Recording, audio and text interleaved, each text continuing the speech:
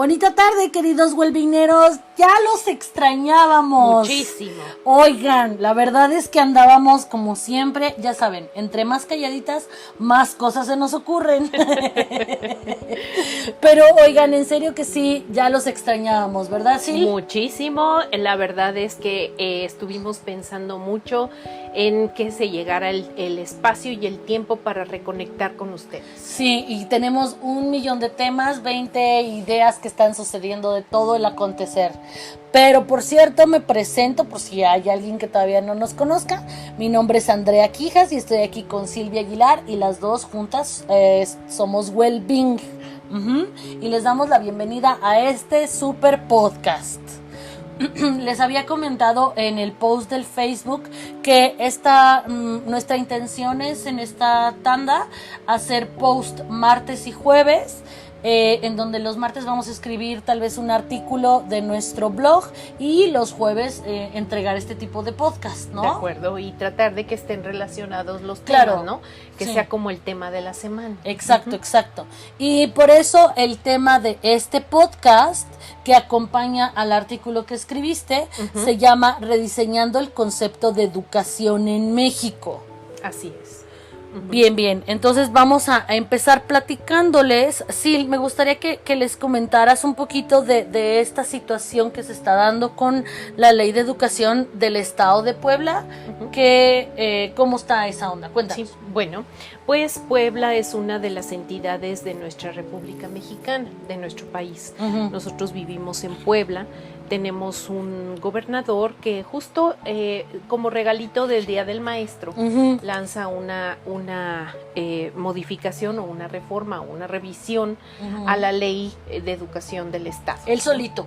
Pues sí, bueno, él solito que no es él solito porque es un grupo de personas que hace esto, pero bueno, vamos a analizar esta toma de decisiones desde varios aspectos, porque creo que lo más inteligente cuando sucede algo es analizar diferentes perspectivas, ¿no es cierto? Sí, y lo hemos venido haciendo, o sea, cuando salió la norma 035, platicamos porque no siempre estamos entendiendo, más porque el lenguaje jurídico o cómo se escriben las leyes es poco accesible para todos los demás, entonces, y también la gente no le interesa meterse a leer y saber qué es lo que está pasando. Entonces, te enteras de memes, te enteras por el Facebook y ya crees que sabes, ¿no? Sí. Y bueno, no vamos a hacer un análisis legal, como tú dices, con jurídico, no lo vamos a hacer. A mí me parece que esto que sucede aquí en Puebla es importante que analicemos, digamos, la causa raíz de esto, ¿no? Que provoca esta ley que, bueno, me parece que una de las principales llagas que abrió fue el hablar en algún momento de que los bienes e inmuebles, propiedades de las escuelas particulares, pues iban a formar parte del Estado, que según después me entero, siempre ha estado este artículo dentro de la ley, pero particularmente ahora se exacerba.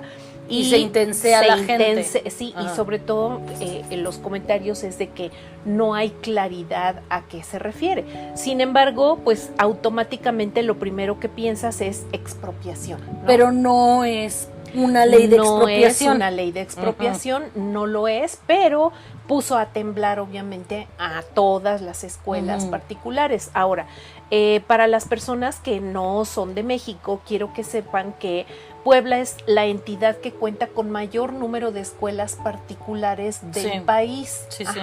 Es la que, inclusive, que la que tiene mayor número de escuelas privadas del país, pues de un prestigio bastante considerable. Con la concentración de grandes nombres de la escuela pública, ¿no? Exacto, sí. Digo, privada. Privada. Y también hay una escuela pública que es la Benemérita Universidad Autónoma de Puebla, la BUAP, que es muy prestigiosa, que también ha sido, pues hoy por hoy, una benemérita, o sea, ya nada más imagínate, ¿no?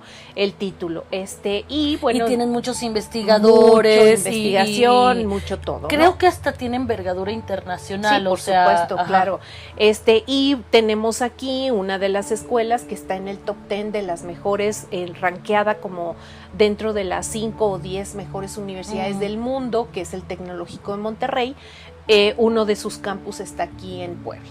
Que hasta, por cierto, pequeña historia, aunque sí hay campus en otras partes como en Cuernavaca y en Veracruz, creo que estos son de los campus grandes. Sí, ajá, así es. Okay. Entonces, bueno, tiene la concentración más alta de escuelas privadas, más grande, unas muy buenas, otras no tan buenas, que finalmente nos lleva a pensar que, bueno, muchas de las no tan buenas pues han desprestigiado un poco el concepto de educación también, en el sentido de que mucha gente que no es admitida en una escuela pública, y esto debe suceder en muchos países de Latinoamérica, claro, muchas personas que no alcanzan el puntaje de examen para entrar a una escuela pública, por ejemplo, como la BUAP, que es la Benemérita. Que hay muchísimas personas cuando se hacen los exámenes, chavos claro, y chavos estudian y que no es posible, no tiene la capacidad para albergar a tantos alumnos. Bueno, pues lo que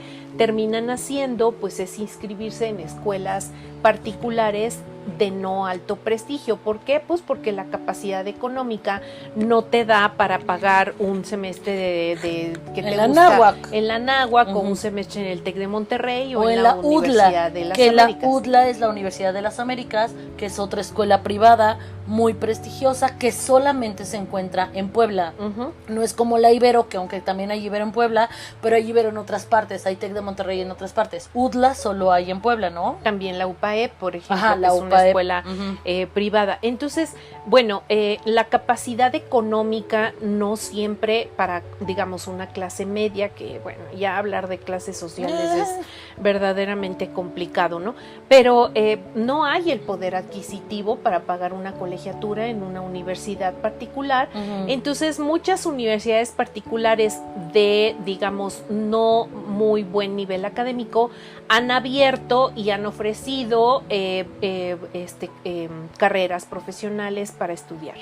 A mí me parece que con todo esto, la proliferación de escuelas particulares de no muy buena calidad, pues hace dudosa la posibilidad de que salgas bien preparado de esa universidad. Quiero decir, el que tú estés pagando una colegiatura no implica que por pagarlo tengas un buen nivel académico. Claro.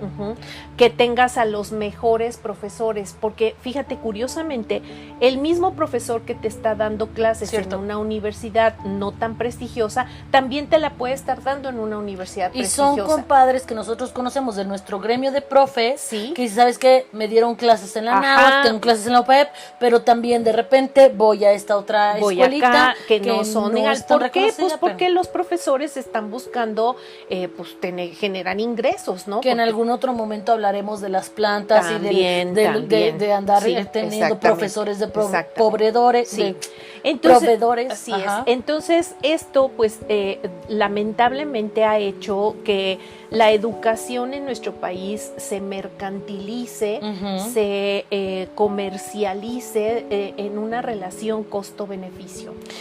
Es altamente vergonzoso el entrar a una universidad que de hecho sabes que no es la mejor, que no tiene el mejor prestigio, que te va a cobrar barato por un producto barato, y que al final vas a egresar y vas a terminar una carrera que tampoco tienes garantía de generar empleo, de tener el empleo para sobrevivir.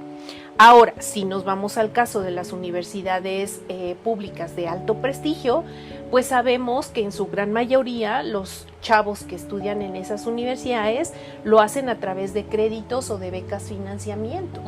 Y cuando terminan la carrera tienen un deudón impresionante.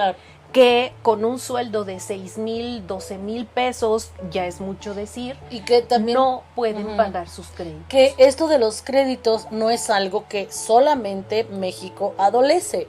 hemos sabido por tiempos inmemorables que los americanos, Sí. con sus escuelas, no solamente pensemos Harvard, Yale, ¿no? Estamos hablando de la Universidad, por ejemplo, de Ohio, la de los Appalachian de North Carolina. O sea, son universidades de también rango medio que generan deudas exorbitantes. Sí. Apenas los chilenos estuvieron también Sí. manifestándose, Sí. digo, antes de la cuarentena, Sí. de que son unas deudas horrendas, Sí, ¿no? claro.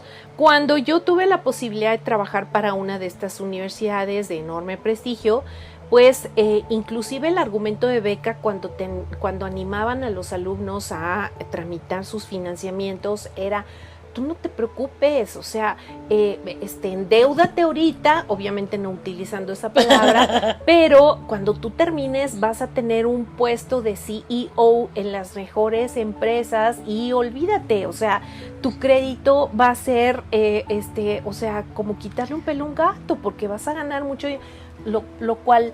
Mini sí y mini no.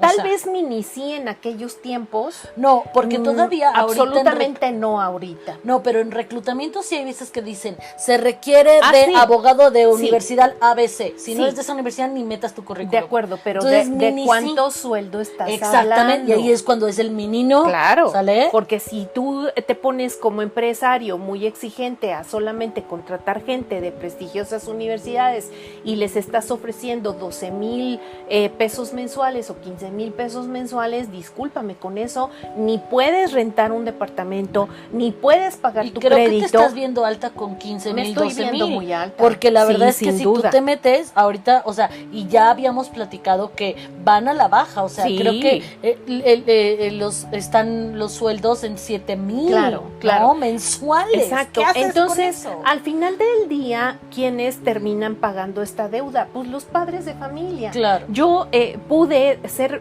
testigo, y de verdad lo digo o sea, con toda la veracidad del mundo, de padres de familia que hipotecaban casas, perdían casas, Claro. para poder pagar las escuelas y las colegiaturas para que sus hijos egresaran de una escuela prestigiosa, ¿no? Entonces, aquí yo creo que con todo esto, no sé si se va a expropiar las propiedades, no sé si se va a hacer uso. La última noticia que yo tuve es que ya más de 100 escuelas privadas están amparadas ante la ley,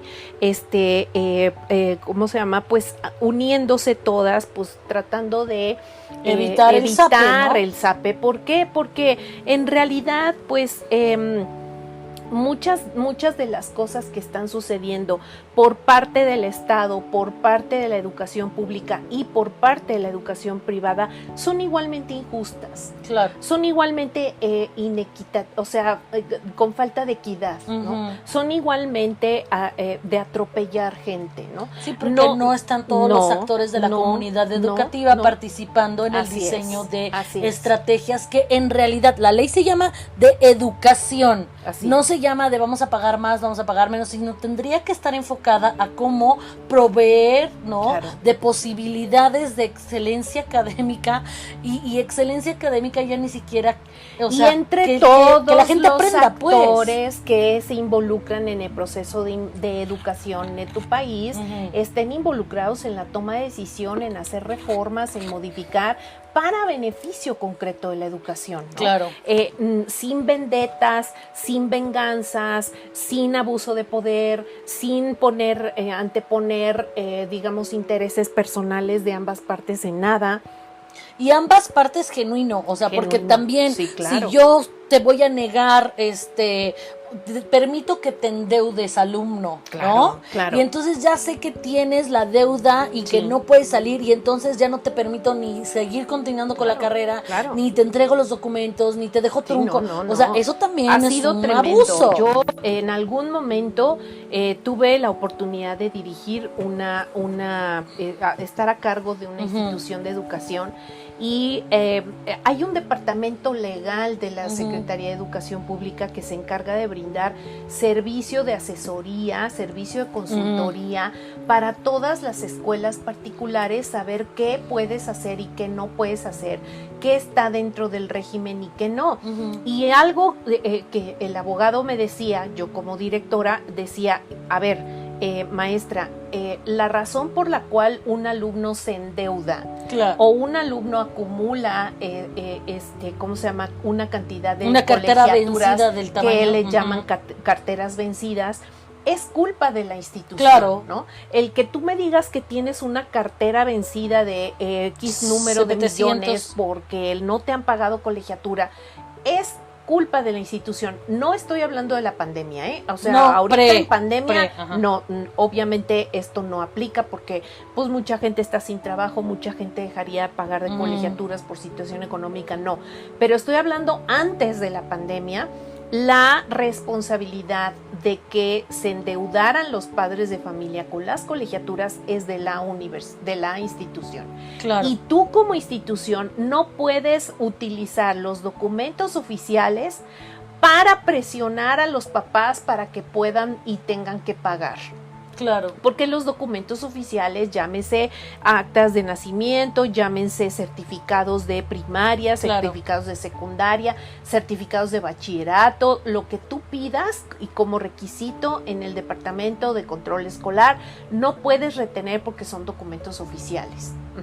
Entonces, ¿qué es lo que puede hacer una universidad cuando tú empiezas a ver que tu alumno no paga la colegiatura? Pues es suspenderlo. Claro. Y en eso sí tienes todo el respaldo de la ley, de la institución, de la Secretaría de Educación, porque puedes suspender al alumno hasta que él pueda pagar, ¿no? Claro. Entonces, y es hasta en su beneficio, porque por no estás supuesto. permitiendo que se ahorque solito. Claro, claro, porque un alumno o un padre de familia que no pudo pagar una mensualidad y se le junta con la siguiente, tampoco va a poderte pagar la siguiente ni la siguiente, ¿no? Claro. Porque ya se va acumulando ese No adeudo. es lo mismo pagar un peso que pagar 4 de 4 Exactamente, mensualidades si no me exactamente, alcanzó claro. para uno. Entonces, ¿qué es lo que sucede? Y, y a mí en un momento dado me sucede y lo escribí en el blog. Ujú. Cuando yo tenía la presión de tener 3 hijos y de trabajar como negra para poder pagar escuelas particulares, porque crees que esto, y eso es algo que vamos a hablar del chip mental que tenemos muchos o que tuvimos muchos padres de familia, el pensar que las escuelas particulares son la mejor educación, lo cual no necesariamente es. Yo no puedo pagar una colegiatura, entonces hago un cambio de escuela. Y cuando yo voy por mis papeles o por los papeles de mis hijos, pues no me los devuelven porque resulta que debía yo 2 colegiaturas, ¿no? Y en la otra escuela ya tenía yo que meter los papeles porque ya se cerraban las inscripciones. Y entonces ten la angustia como mamá de ver a dónde saco dinero para cubrir esas 2 mensualidades que debía, que me devuelvan mis papeles para poder ir. Pero pude hacerlo en una situación de angustia terrible.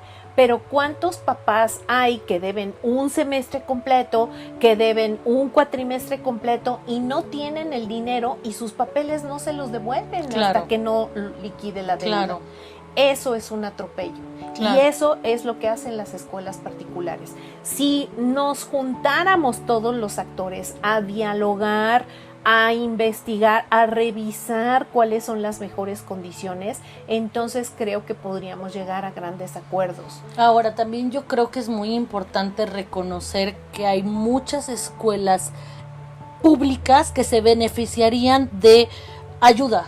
O sea, yo me acuerdo que tenía un profesor en la secundaria que daba clases en una telesecundaria en Morelos, que decía que no había luz. ¿Cómo crees que hay una telesecundaria que no tiene luz? Ni tele. Ajá, ni tele. O sea, en una entonces de esas. yo creo, no es por decir antes de meterse con las privadas, no. Pero yo creo que se tiene que trabajar todo. Claro, ¿sale? claro. ¿Cómo podemos hacer, no solamente ahorita que estamos viendo algunas iniciativas del coronavirus, que vayan los profesores a limpiar, ¿no? Y a sanitizar. Gente, no hay papeles de baño, no hay aguas potables, hay cursos, hay salones donde van multigrado. Entonces un profesor da primero, segundo, tercero, cuarto, quinto y sexto sin pizarrones. A ver, hay necesidades. Ninguno de los dos actores, en este caso, ni instituciones públicas ni privadas, privadas, están satisfaciendo las necesidades reales de educación de nuestro país. A mí me hubiera encantado, cuando yo me quedé sola con 3 hijos, el pensar que el Estado se hubiera hecho cargo de la educación de mis hijos, pero una educación de calidad, una educación en la que yo dijera, híjole, van a salir súper bien preparados en todos los sentidos, tanto en conocimientos como en ética, como en valores, como en esta parte emocional, y que tú sabes que estás arrojando al mundo personas que pueden aportar a la sociedad, porque ya no es tanto la parte de que sean competitivos, que saquen, o sea, hoy día creo que ya es pensar qué puedo yo aportar y qué puedo yo, después de terminar mis estudios, sumar a mi comunidad, sumar a mi estado, sumar a mi país. Entonces, a mí me parece que hoy estamos lentos en este sentido. A las escuelas particulares les llega el agua al cuello, no de la mejor manera. No apruebo la forma en que se hizo. Creo que es reprobable que una persona con poder en el gobierno aproveche una situación de contingencia, como muchas cosas se han hecho en nuestro país, aproveche que todos estamos en confinamiento, aproveche que no hay forma de manifestarse ni de protestar, para modificar o para proponer o para aprobar leyes que no han sido redactadas ni siquiera de manera adecuada y que no han sido tomadas en cuenta la opinión pública y la opinión de los actores, ¿no? El día que en nuestro país las modificaciones a la educación las tomen los profesores, los profesores mejor preparados, los profesores realmente involucrados y comprometidos con la educación, creo que nos cambiaría radicalmente. Que por cierto, gente, quiero decirles que hay un montón, un montón de profesores que están al pendiente, hay un montón de profesores que estuvieron, por ejemplo, con nosotras en nuestros cursos de actualización y aprovecharon la pandemia para estar al pendiente. Sí, o sea, pregúntale a ese profe, pregúntale al profe de la primaria que está en la Sierra Norte de Puebla, pregúntale a la maestra de preescolar que está dando clases en una escuela donde tiene problemas de aprendizaje, pregúntale a la maestra que está egresando alumnos en bachillerato cuáles son sus necesidades, pregúntale a esa gente, ¿no? Y también yo creo que hay que preguntarse de manera individual como papás hasta qué punto mi actitud de porque yo pago se me va a atender me ha llevado a que mi niño no sepa las tablas, de multiplicar. Sí, claro. Porque a mí me dijeron que mi niño era latoso y le tenía que poner un profesor sombra, se lo compré y ahora que hay contingencia no hay mamá sombra ni papá sombra y el niño no sabe y el leer chamaco y además anda como tocotín porque nadie le puso límites. Sí, claro. Entonces también yo creo que hay que responsabilizar a todas aquellas personas que porque estoy pagando merezco tal o cual situación. Sí, claro, y por supuesto también cambiar un poco el chip mental de los papás, de pensar que solamente teniendo un título universitario los chavos y las nuevas generaciones se van a poder abrir camino en la vida. Eso es súper importante. Eso es también importantísimo, que creo que como papás debemos de cambiar. El título en una universidad no te da la posibilidad de que te abras camino en la vida, no te va a garantizar que tu chavo tenga empleo. Grandes empleos que hoy ni siquiera sabemos que existen. Lo hemos dicho. ¿Sale? Esos empleos que a lo mejor, ¿en qué te gusta? En 5, 10 años estarán, no van a estar las universidades preparando gente para poder cubrir esos empleos. Ahora, yo por ejemplo me pongo a pensar también un poquito antes de empezar a ver cuáles son nuestras opiniones a futuro. Yo tengo una situación ahorita. Algunos alumnos de universidad están diciendo que es un poco injusto que paguen lo mismo cuando tienen clases en línea. Y yo creo que esta parte de porque estoy pagando tengo acceso a ciertas cosas, no está viendo el trabajo que hay detrás, y lo hemos dicho, los profesores estamos trabajando triple, cuádruple veces y no nos están aumentando las horas. El precio. Entonces, como cuando el chavo dice, es que yo no entiendo por qué estoy pagando completo si no me están dando una educación completa, pues depende de cada profesor, pero yo sé que hay profesores que trabajan como si tuvieran 7 grupos cuando solamente son 3 grupos por la cantidad de correos y profesor y esto, y en la noche. Entonces, creo que todos tenemos que empezar a valorar la importancia de una educación integral. Los profes valen la pena. ¿Cuáles son los que sí valen la pena? Ya te diste cuenta que el profe barco no vale la pena, porque el profe barco sigue barqueando en línea. El profe chorero sigue siendo chorero en línea, sí, ¿no? La calidad docente de una clase presencial es exactamente la misma que en una clase virtual. Pero pues por lo menos yo, en una ¿no? presencial no estás con el estrés del confinamiento. Así es. Entonces, esas son las cosas que en algún momento tú y yo platicamos cuando estamos hablando de estilo de vida. Sí. El confinamiento exacerba las cosas que no se encuentran apropiadas, ¿no? Sí, totalmente de acuerdo. A mí me parece que es un momento aquí y ahora de revisar, ¿no? La visión de las escuelas particulares, mucho más allá de los amparos, mucho más allá de pedir el diálogo, mucho más allá, creo que sí es momento de revisar lo que estamos haciendo en las escuelas particulares.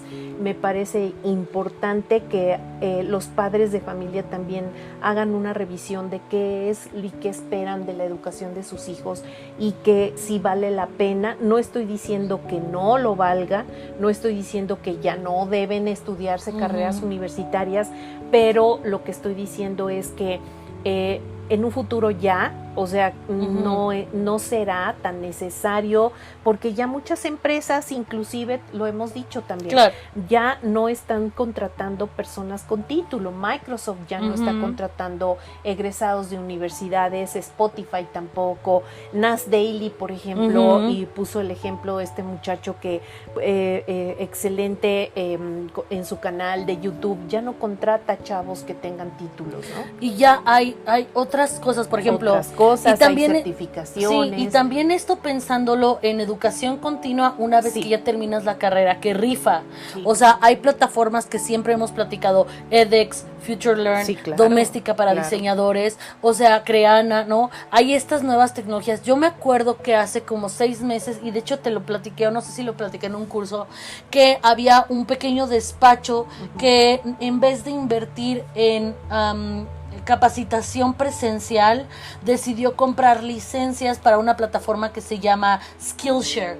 Es una plataforma que tiene cursos en español y en otros idiomas, y son cursos pseudo informales en el sentido de que no te van a dar un reboe, no te van a dar un título, pero es gente tan calificada, con tanta experiencia, que te cuentan desde lo que están haciendo, que entonces decidió, ¿sabes qué? Creo que están en menos de $100 la anualidad. Y entonces esta empresa decidió pagarles a todos su suscripción, y obviamente cada quien iba escogiendo qué quería aprender, ¿no? Porque lo padre es que estudies lo que te gusta. Claro. ¿No? Y en ese sentido me parece muy padre lo que estás platicando. Creo que también esto lo podríamos llevar al concepto de desescolarización. Exactamente. ¿No? O sea, si yo ahorita como mamá me di cuenta que mis hijos aprendieron más, que tuvieron un mayor, que incrementaron su amor al estudio, que les gustó que les contara el cuento, que les gustó que nos sentáramos a dibujar. Porque también hay unas mamás reina que se están rifando, sé, pero rifadísimas, o sea,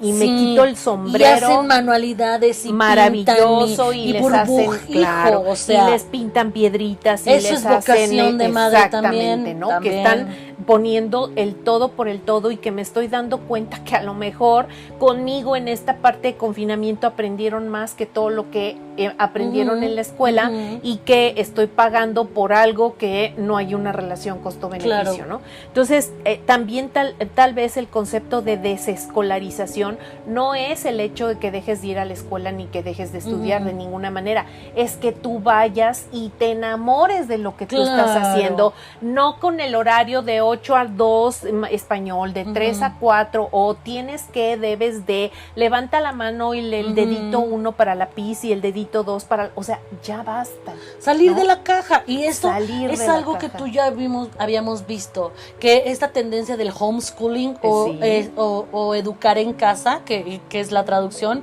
que es muy común en Estados Unidos. El problema es que en Estados Unidos la mayoría de los que son homeschoolers o educados en casa tienen rasgos religiosos, entonces hay una duda grande porque casi no invierten en ciencia, porque todo tiene tiene que ver con Dios, no todos, hay una gran mayoría, pero ya habíamos visto que aquí en México se empezaba a levantar el movimiento homeschooler y ya habíamos tenido mamás que tomaban nuestros cursos de docentes porque estaban interesadas en hacer homeschooling en sus hijos, y eventualmente llegaron los sobrinos y llegaron los amiguitos. ¿Por qué? Porque ya íbamos hacia ese lado. No estamos ahorita proponiendo cosas de ay, Andrea y Silvia y sus loqueras. No, estas son tendencias que son viables y son funcionales. Claro, claro.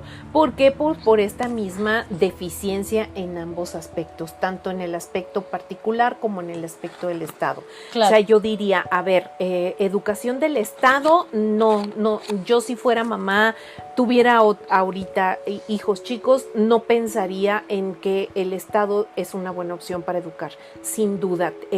Está burocratizada, la educación está siendo utilizada para manipular, para vengarse, para venganzas, para manipular para a la gente, reescribir la historia. Para reescribir la historia de cómo me conviene que la estudien. O sea, no creo que sea la opción la educación pública. Creo que a la educación pública le falta muchísimo para lograr ser un país en primera línea y de primer mundo para poder tener gente educada. Ahora, del lado de las escuelas particulares, yo diría, también hay que revisar cosas, también hay que revisar qué concepto tenemos de educación. ¿Por qué? Pues porque ciertamente las escuelas particulares son un negocio. Claro. Eso lo vamos a tener claro. Ajá.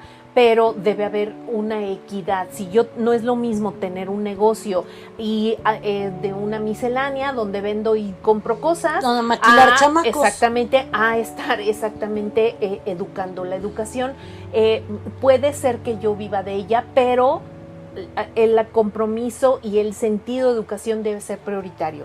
Y nosotras en nuestro despacho hemos tenido también dueños de escuelas que son empresarios y que la visión es el dinero. Sí, la visión, así hemos tenido gente muy rifada, pero también hemos tenido gente que monetiza todo lo que hay, ¿no? También hemos tenido clientes que son muy buenos, que su compromiso es con la educación, con su gente y con sus profes, gente, con sus profesores, en la parte de capacitación y de compromiso. Entonces creo que sí, este tipo de leyes es para beneficiarnos a todos, para regular a todos. Ese es el concepto de ley, para tener lineamientos claros en donde todos los actores podamos participar de ello y no que se hagan cosas a escondidas, que se hagan aprobaciones fast track, ¿no? De que van en el carril rápido y al vapor, ¿no? Exactamente, no puede ser al vapor, ¿no? Nos falta mucho en nuestro país, nos falta mucho, pero también creo que hay personas y profesores muy comprometidos que pueden lograr una educación de calidad, ya sea a nivel particular o a nivel Estado. Creo como alumno, yo creo que tú sabes quién es tu gallo, tú sabes cuál es el profesor que rifa, tú sabes quién se está volteando al revés para y cuando tú eres un alumno decente, lo aprecias. Claro. Cuando tú eres un alumno que te estoy pagando, pues entonces ni siquiera deberías de estar escuchando este podcast. Claro. Para cerrar, yo quisiera dejar un mensaje general, ¿no? O sea, si tú eres una persona que profesionista que se está dedicando a la educación, no te vas a hacer rico, no es posible que te enriquezcas de la educación, y si te estás enriqueciendo de la educación, aguas. Sí, porque ya de entrada hay inequidad, ¿no? Como padres de familia, ¿cuál sería el mensaje? Yo diría, papás, es momento que cambiemos el chip mental sobre nuestra corresponsabilidad en la educación de nuestros hijos. Exacto. Y también hacer corresponsabilidad al alumno. Claro, como tú decías, por el hecho de pagar una colegiatura, no voy a desentenderme, ni voy a soltar, ni voy a ir a gritar de que ustedes no saben con quién están hablando, ya sabes, numeritos de papás, ¿no? Creo que es momento de revisar, creo que es momento de rediseñar también la visión de educación que yo tengo para mis hijos, y a lo mejor cambiar un poco el chip mental sobre, pues no necesariamente se requiere exactamente endeudarnos ni nada para poder garantizar que no lo vas a poder hacer, un futuro o una estabilidad. Claro. Y finalmente a los chavos, o sea, yo decía, el que es perico donde quiera es verde, o también está ese dicho de el que es gallo donde quiera canta, ¿no?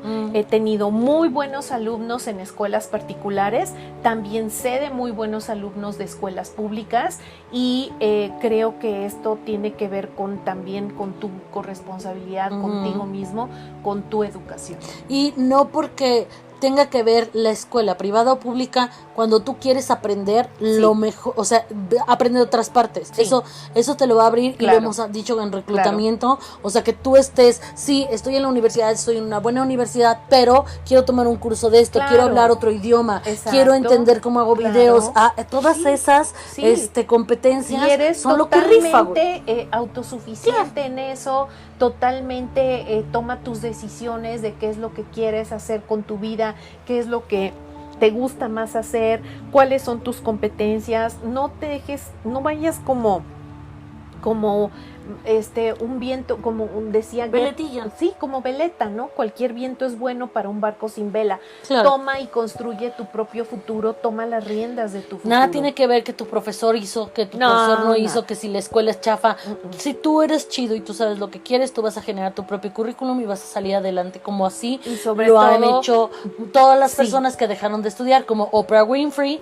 O sea, no que porque haya salido de la universidad o no quiere decir que la señora Oprah no ha hecho, Winfrey, el mismo Steve Jobs, nuestro robotito Zuckerberg. Sí, todos ellos, ¿no? No necesariamente terminaron estudios en las universidades, y creo que aquí lo más importante no es pensar qué carrera me va a dejar dinero, en qué carrera me voy a enriquecer más, sino de qué manera puedo yo sumar y aportar más e impactar para hacer de este país un lugar mejor para vivir y un lugar mejor para estar. Excelente.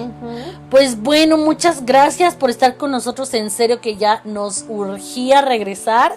Nos despedimos de este episodio y no olviden que queremos escucharlos. Si ahorita cambiamos esta modalidad martes y jueves, el martes normalmente va a ser el blog que dé pie al podcast. Si tú nos escribes abajo de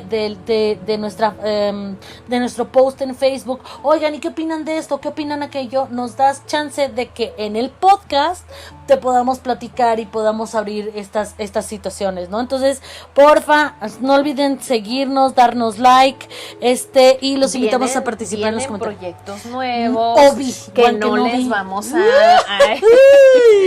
les vamos a compartir aún, pero tenemos proyectos nuevos y creo que van a estar muy interesantes, y sobre todo algo importante, que lo estamos haciendo pensando en ustedes. Siempre, porque los queremos. Entonces, nos puedes encontrar en Facebook como Wellbeing Counseling, o si te es más fácil, puedes ir a nuestra página www.well-mediabeing.com.mx y encontrarás las ligas al blog y al Face. Les agradecemos por seguirnos y ser parte de esta comunidad de bienestar. Dale like y comparte. Recuerda que trabajar en tu bienestar impacta en el bienestar de todos. ¡Los queremos!